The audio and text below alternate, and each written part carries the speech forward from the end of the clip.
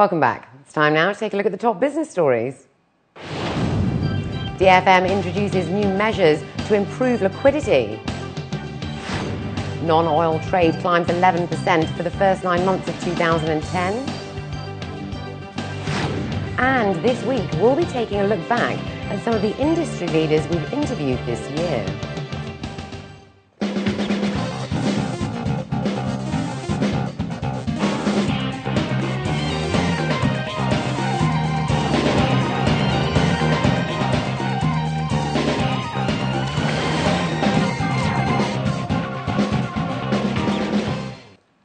The GCC market ended positive today, and there were mixed results across the UAE bourses. The DFM was down 0.75% to close at 1,619 points. Arab Tech Construction lost 1%, MR Properties fell by 1.5%. Dubai Islamic Bank fell nearly 2%, while telecom operator Du fell 1.75%. 42 million shares were traded, valued at 59 million dirhams. And over in the capital, the ADX fell 0.07% to close at 2,704 points. Suru Real Estate fell over 0.5%, and the banking sector also fell into negative territory as Abu Dhabi Islamic Bank fell 0.75%, and Abu Dhabi Commercial Bank was down nearly 0.5%. Dana Gas rose nearly 1.5%. 35 million shares were traded, valued at 45 million dirhams. The DFM has stated that it will cut single stocks and initiate a unified price band to boost liquidity and improve market activity.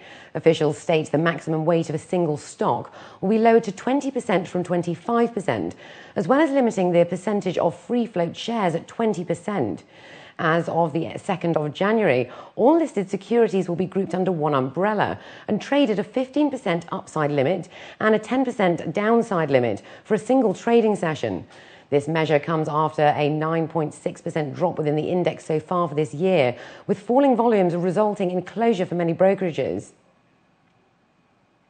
The UAE's non-oil sector continues to climb as officials have posted an 11% increase for the first 9 months of the year.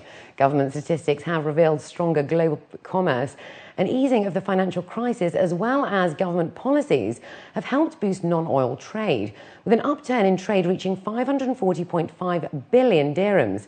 Imports remain a larger part of non-oil trade, valued at 350.6 billion dirhams, which grew by 5% for the first 9 months of the year, compared to 62 billion dirhams worth of exports, which nearly grew by 40%.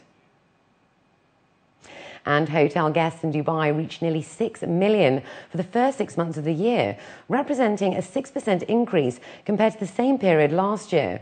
Results from a report delivered by Dubai's Department of Tourism and Commerce Marketing shows a 14% increase in the number of tourist reservations for the first 3 quarters of the year, as well as a 6% increase in hotel revenues compared to the same period last year. The DTCM has launched an initiative to further promote the Emirate through the Definitely Dubai campaign that aims to market the Emirates' tourist attractions across the world with major tourism companies. And European weather chaos should not affect investment ratings, according to experts, as it is a short-term one-off with no lasting impact. This comes after disruptions earlier in the week as tens of thousands of travellers were stranded across European airports due to severe weather conditions.